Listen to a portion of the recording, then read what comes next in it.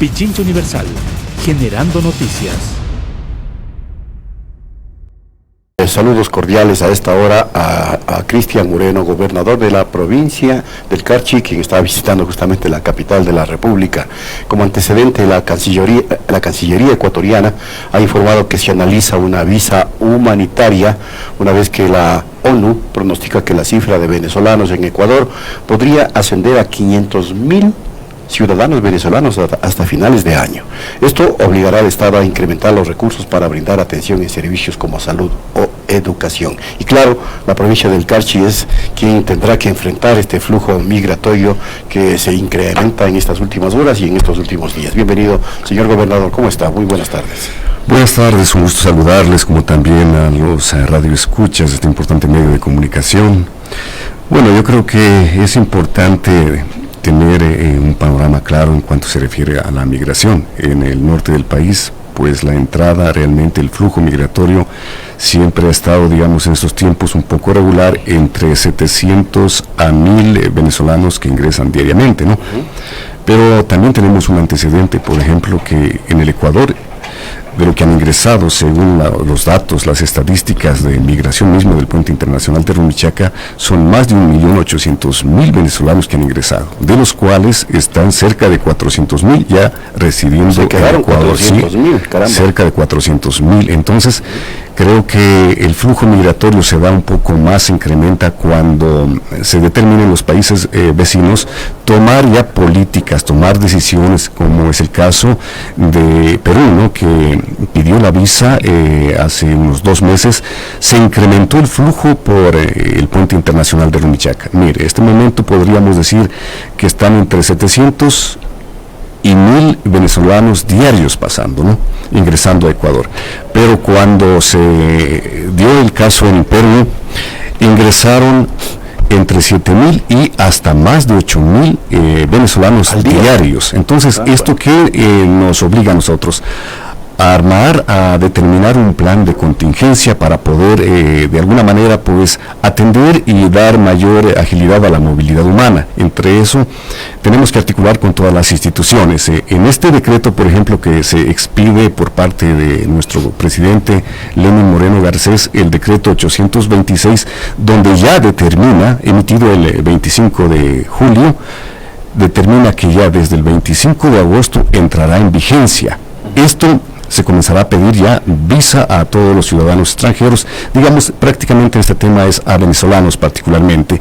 Allí entonces, ¿qué se nos viene a nosotros? En los próximos días, tomando en cuenta que serían 23 días que les quedan, ¿no? Entonces, aprovechan la situación para ingresar sin los documentos, por decir, sin pasaporte, sin visa, como Pedro en su casa, podríamos decir en otras palabras. Claro que Ecuador es un país que les acoge, un país que respeta mucho los derechos humanos, pero también tiene que cuidar lo que es la seguridad en todo aspecto, tanto en salubridad como también en la cuestión de seguridad ciudadana. Pero me imagino que están haciendo control para el ingreso, pese al flujo masivo. Bueno, que se les dice pasen nomás, pues, ¿no? Hay que tomar en cuenta que existen los puntos irregulares, son más los puntos irregulares. Claro, por ahí el punto irregular. Por ejemplo, el punto de ingreso Rumichaca, que es donde se debe registrar es Rumichaca, pero existen, por ejemplo, lugares como Tufiño, como Urbina, como El Carmelo y 20 puntos más.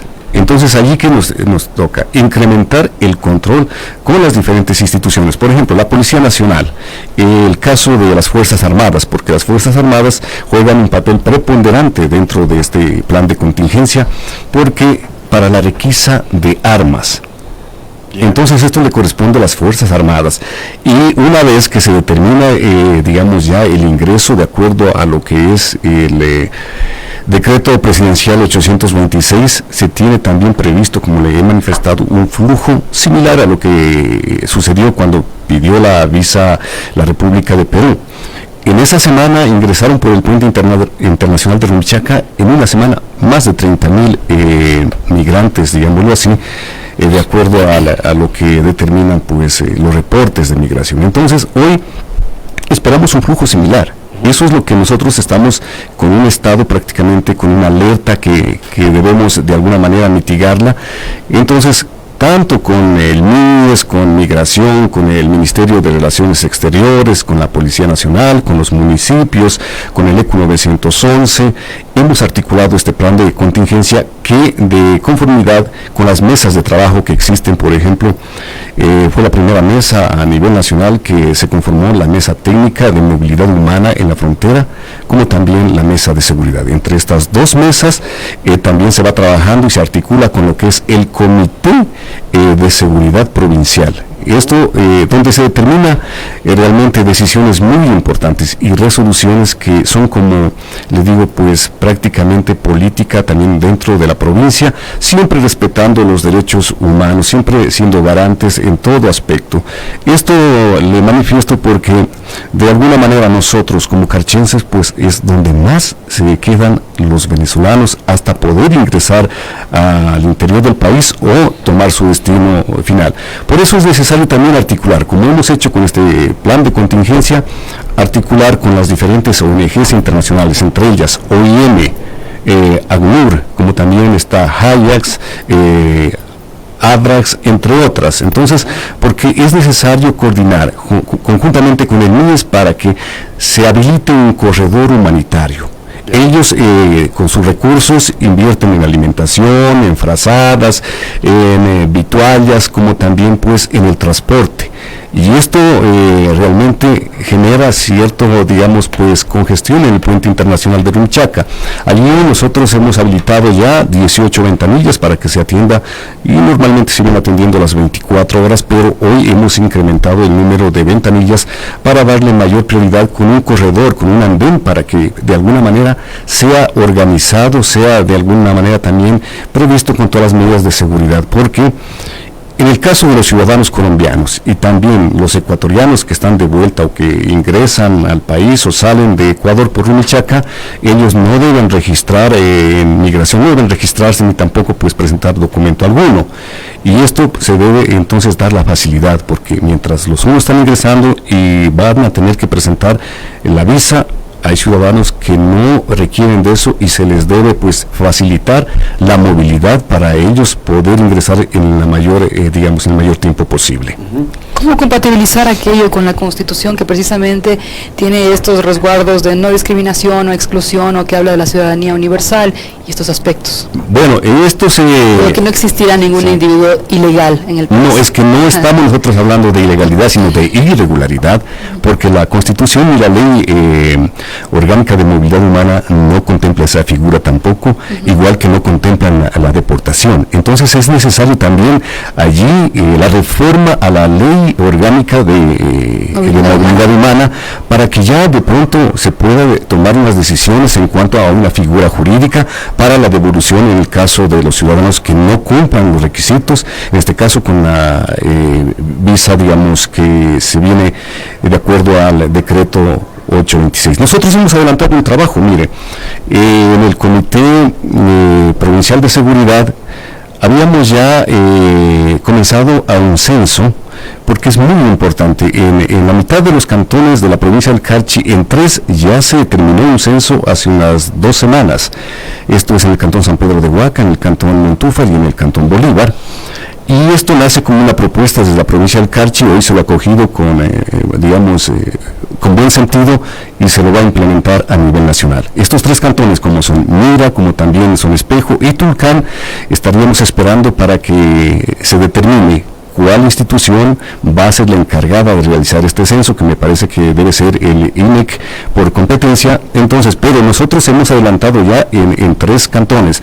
Como usted ha manifestado, es para preservar también los derechos y las garantías que otorga la Constitución a todos los ciudadanos que nos encontramos dentro de la República del Ecuador. Por decirle, nosotros encontramos no solamente en Tulcán, sino que también en Quito, niños en los semáforos, en los parques, en las plazas públicas, en las calles, en todo el espacio público, pidiendo dinero, pidiendo comida y pidiendo también cosas. Entonces, ¿qué están haciendo utilizando los papacitos a los menores para una explotación laboral infantil. Tremendo, eso es tremendo. Eso es una contravención grave y debemos proteger el interés superior del menor. Entonces, el censo, ¿qué nos ayuda a determinar? ¿En qué condiciones se encuentran los niños? Porque los niños pertenecen a un grupo vulnerable incluso para la misma trata de personas. Y esto nosotros debemos proteger, debemos garantizar el interés superior del niño que está consagrado en la Constitución. Cuando hablamos de un principio constitucional son mandatos de optimización que debemos ponderarlo, ¿no? Ponderarlo ante todos los derechos que son de igual jerarquía, pero por ser menor se da esa prioridad. Entonces allí también encontramos una situación precaria, que los niños no están no están accediendo a la educación, no están yendo a las escuelitas, ¿no?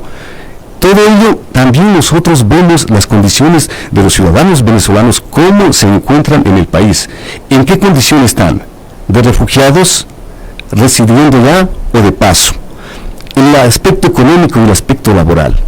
Por decir, están trabajando, ¿con qué figura? Con que de pronto un contrato laboral, se les está cancelando lo que determina la ley de conformidad al Código Orgánico del Trabajo, porque también se aprovecha a veces de estas condiciones por una mano de obra más barata, se contrata y no se paga tampoco los beneficios de ley, entre ellos el seguro social, en fin, eso se explota a veces trabajando hasta horas extraordinarias.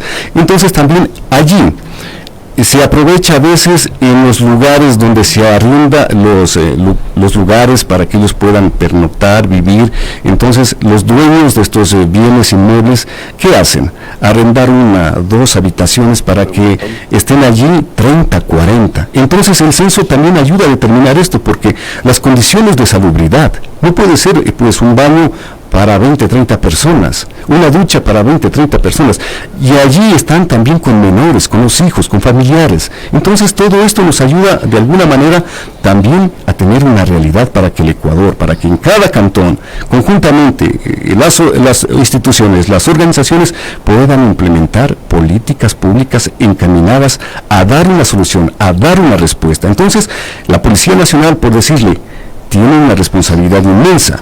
No nos olvidemos que cuando se dio, le decía, este flujo migratorio por la situación de visa que se comenzó a pedir en el vecino país del sur, se tomaron el puente internacional de Rumichaca del lado de Colombia, lo bloquearon los ciudadanos venezolanos por la desesperación, por ingresar sin documentos y llegar a tiempo a su destino. Luego, ¿qué pasó? El ECU 911 dio esta advertencia, pero ellos irrumpieron lo que es la Casa de las Aduanas o el puente internacional de Rumichaca antiguo y violentan las seguridades y se pasan.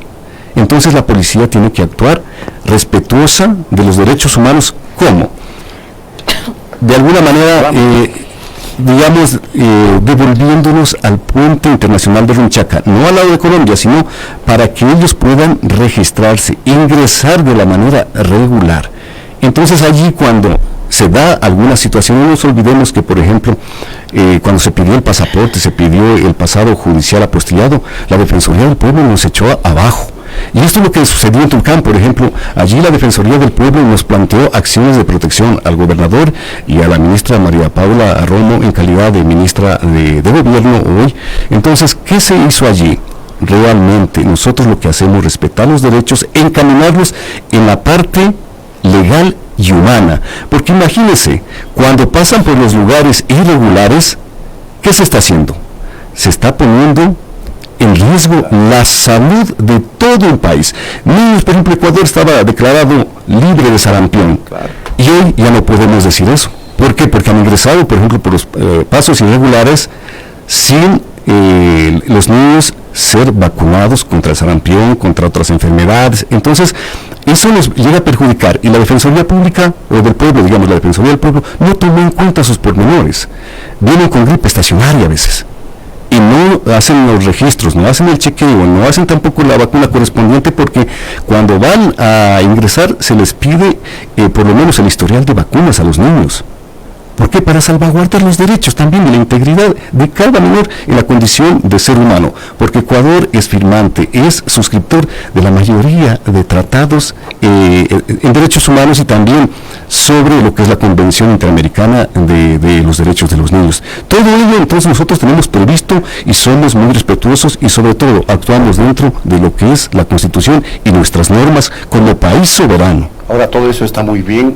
Evidentemente hay que salvaguardar los derechos humanos de todos los ciudadanos del mundo. De todos. ¿Cuál es la estrategia entonces que va a delinear el gobierno nacional para enfrentar el problema que se le viene internamente? Porque usted sabe que la reacción de los ciudadanos ecuatorianos también es tremenda, porque dicen, bueno, se nos vienen un montón de venezolanos, un montón de colombianos y nos arrebatan nuestra fuerza laboral, y se producen estos procesos injustificados, por cierto, de xenofobia, de confrontación, y entonces allí, ante la situación caótica también que vive el país, con desempleo creciente, subempleo, pobreza, la crisis económica, debe haber una línea estratégica que el gobierno tenga a seguir para responder también a los intereses de los ecuatorianos. Bueno, eso es lógico, pero hay que tomar en cuenta que en el Ecuador los ciudadanos somos muy acogedores, muy respetuosos de los derechos. Está muy bien. En cuanto al término de xenofobia no cabe, porque nosotros no tenemos odio. Eso es,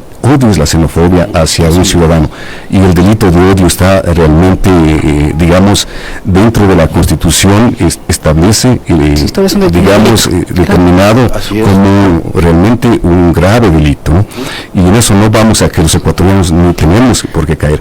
Cuando se habla de qué medidas vamos a tomar en este aspecto, dentro de lo que es el lineamiento desde nuestra compañera ministra María Paula Romo, nosotros es necesario articular con los gobiernos autónomos locales, porque ellos, por ejemplo, en el aspecto del control del espacio público somos todos los ecuatorianos dueños, pero quien administra es el gobierno autónomo en jurisdicción, en este caso municipal. Y por ello, por ejemplo, ayer me reunía con cerca de 200 vendedores ambulantes que protestaban, porque ellos vendían, por decir, 15, 10 dólares diarios, ahora venden 2. Y esto está perjudicándoles a ellos. Entonces, a ver, dicen, no queremos vendedores ambulantes. ¿La competencia de quién es? Comisario municipal. Entonces vamos trabajando, vamos dando respuesta.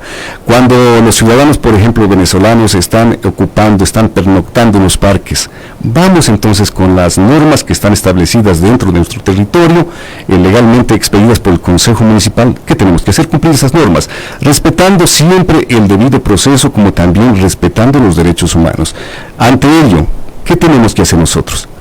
Por eso, activar con lo que es los organismos internacionales en la cooperación de ayuda, sobre todo humanitaria. Por ejemplo, los municipios también, ¿qué hacen allí?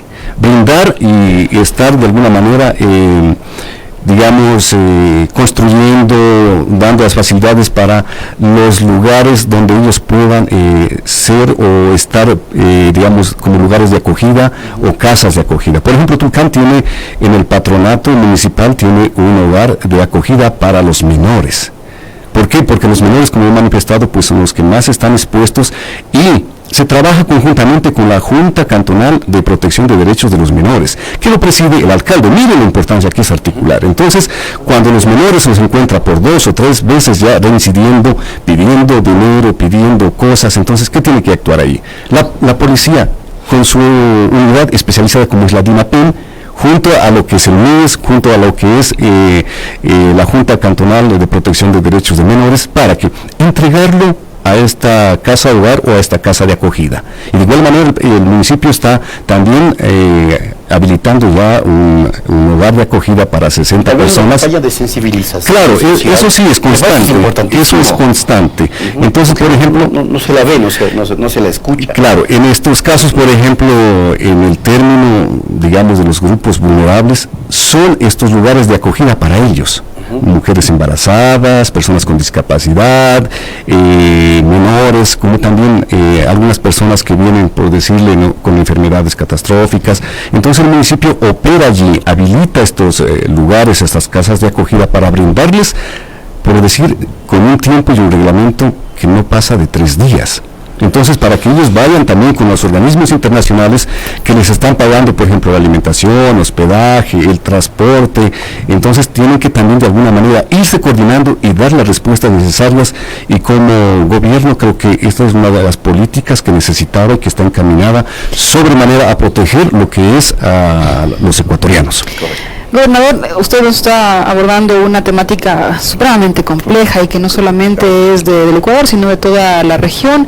En efecto, la provincia del Carchi está, digamos, recibiendo el mayor flujo por la entrada que supone el puente de Rumichaca desde Colombia, pero para verlo un poquito más en amplitud, Colombia se sumó a Chile, a Perú y ahora a Ecuador, un visado humanitario, y claro, antes usted nos comentó sobre el corredor humanitario.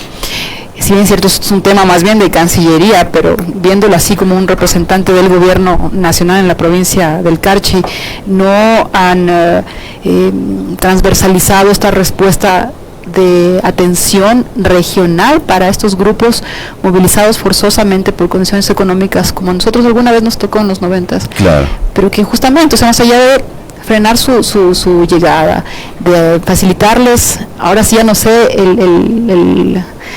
el recorrido humanitario, ¿cómo es? El tránsito, el corredor, perdone, el que se me voló el tema. Pero ¿hacia dónde también el corredor? Porque si ya todo el mundo pone visa, sí.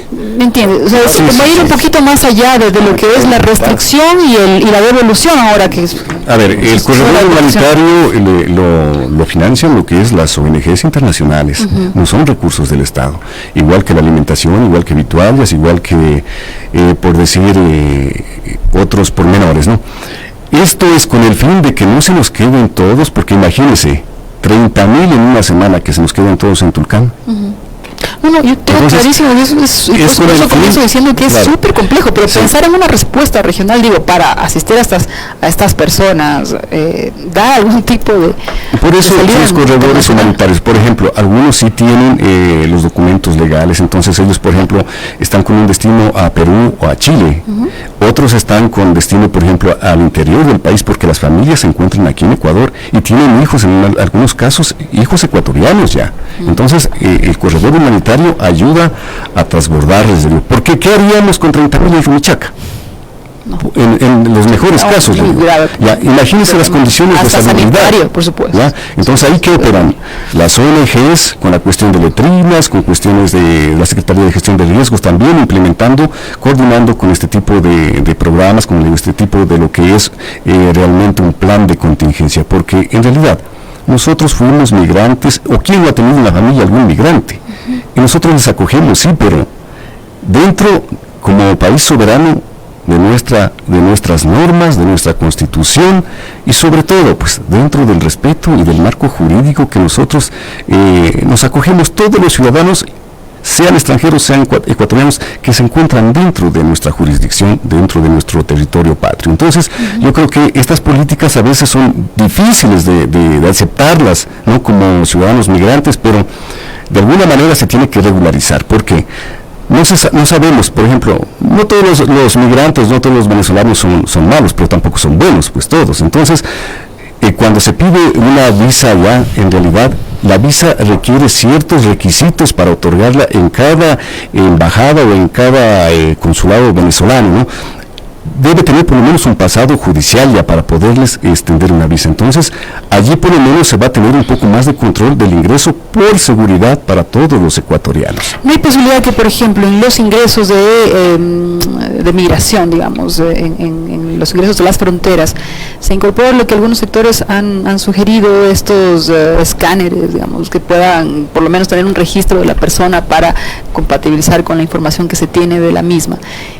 Y poder abreviarse algunos otros procesos como... Bueno, el Ministerio de Relaciones Exteriores y Migración tienen que acotejar, por ejemplo, tanto la situación con lo que es el protocolo de ingreso, ¿no?, con la misma documentación que aparejan ellos para ingresar su visa, su, digamos, pasado judicial en estos casos. Entonces, se tiene que cotejar incluso hasta sus propias huellas dactilares, ¿no? Claro. Siempre...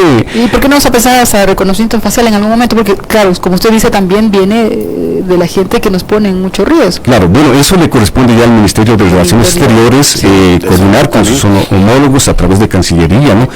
Por ejemplo, el día lunes está pidiendo la representante de la Embajada de Venezuela para que mantener un diálogo con la gobernación de la provincia del Carchi. Mire, nosotros hemos gestionado, hemos también puesto al alto comisionado de los derechos humanos en Ginebra, que nos ayuden con recursos económicos. Eso lo hice en febrero y no hemos tenido una respuesta. De igual manera, hemos hecho también, cuando nos reunimos con 11 embajadores de los diferentes países, sobre todo de Latinoamérica, y yo había manifestado al embajador de Cuba, al delegado de la OEA también, que estuvo presente. Entonces, no, era de la República de Venezuela, el delegado que estaba de la OEA, de la Organización de Estados Americanos. Okay. Entonces yo había propuesto que se abra una oficina consular de Venezuela en Tulcán, para que también puedan asistir en temas jurídicos, en temas humanitarios, ¿no? Así lo tiene, por ejemplo, Colombia. Ahora tiene está sin pasaporte. Claro, entonces un año incluso podría tomar sacar el pasaporte. Todo ello, entonces, con ese fin es para que, por ejemplo, algunos están siendo procesados. Y quienes asumen la defensa son abogados de la Defensoría Pública del Ecuador. Entonces ellos también, en su parte pertinente, pues tienen que patrocinar la defensa técnica a sus conciudadanos, ¿no? A sus connacionales. ¿Qué respuesta recibe en ese sentido? Bueno, que en estos momentos, por ejemplo, hay una gran, digamos, disyuntiva al tener prácticamente dos presidentes de Venezuela, el caso de Guaidó y el caso de Maduro. Entonces, por ejemplo, Ecuador ha reconocido al presidente Guaidó. Y entonces la embajada de Venezuela, nombrada por Guaidó, es la que nosotros estamos reconociendo, ¿no? Pero hay que ver los alcances y también la cuestión económica. Entonces ahí nos decían que es imposible en estos momentos dar la apertura a una oficina consular, pero seguiremos insistiendo porque imagínense, son de 700 a 1000 venezolanos que ingresan diarios.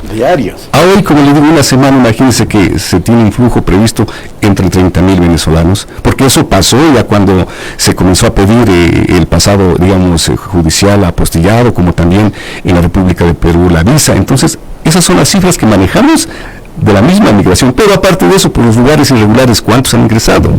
Entonces, esos son los problemas que nosotros nos encontramos, pero estamos dando respuesta siempre, garantizando los derechos y prevaleciendo como seres humanos.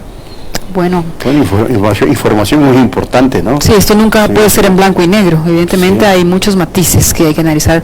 Y quizá agregar a lo que antes se mencionaba sobre campañas de sensibilización y demás, que de pronto movilizar algún otro proyecto, pero amplio, grande, en donde, claro, salga a flote esa solidaridad del ecuatoriano que, por ejemplo, en el terremoto del 16 de abril de 2016 se hizo presente, pero, por ejemplo, a nivel de empresa privada, de otros actores que de pronto pudiesen también dar una mano a quienes ahora estamos viendo en las calles y cerramos nuestro vidrio y no queremos ver esa realidad. Sí, en Tulcán se lo ha hecho, por ejemplo, la empresa privada, la ciudadanía, la colectividad. En esta cuestión, por ejemplo, de los albergues, se está cooperando con la alimentación, porque allí los mismos ciudadanos tienen que prepararse sus alimentos, se les dan las raciones para que ellos puedan preparar, en el caso, por ejemplo, de los albergues, pero en el caso, por ejemplo, de los corredores humanitarios, les entregan comida los organismos internacionales como OIM y ECNUR, les dan, por decir, un combo, una ración que consiste, por decir, en galletas, en atún, temas que en realidad, o productos que en realidad puedan preservarse por tiempos necesarios, ¿no? Entonces, no se logra, digamos, claro, pero eso a los que están de paso, a los que se nos quedan en Tulcán, sobre todo, como le digo, el sector vulnerable es el que nosotros estamos dándole esa prioridad, ¿no? Claro, claro, es que preocupa tanto estos pequeñitos que están a altas horas de la noche. Mire, nosotros hemos convocado, por ejemplo, hemos tenido reuniones binacionales con los ministerios de salud para la cooperación, porque imagínense, son tantas vacunas diarias que se necesita, tanto para niños, tanto para personas adultas. En el hospital de Tulcán, por eso le doy como un dato, ¿no? Cuando visitamos con el ministro de Colombia, el ministro de Salud y la ministra de Ecuador, ¿qué pudimos constatar? Que, por decir, en esa semana habían nacido 3 niños venezolanos y un ecuatoriano. Entonces, cuando hablamos de 3 niños venezolanos, ya no son venezolanos, son los padres venezolanos, pero ellos ya son ecuatorianos. Entonces, ¿ahí qué nos toca? Dar una prioridad. Porque es ecuatoriano. Porque es ecuatoriano y el interés superior al niño. Entonces, todo ello, imagínense lo que implica también tener un hospital de las condiciones como el Luis G. Dávila, condición de binacional. Entonces ahí se ha estado trabajando, se ha estado buscando también por parte del gobierno el apoyo, en este caso, para la coordinación con Colombia, ¿no? Y es necesario, como yo les he manifestado, también una cooperación entre gobiernos, no solamente entre Ecuador y Perú, sino Ecuador y Venezuela, sino todo lo que es el contexto a nivel de Latinoamérica. Muchas gracias, señor gobernador. Muy amable. A ustedes muy amables. Cristian Moreno, gobernador de la provincia del Carchi, ha estado con nosotros. Pichincha Universal. Aquí se escuchan bien las noticias.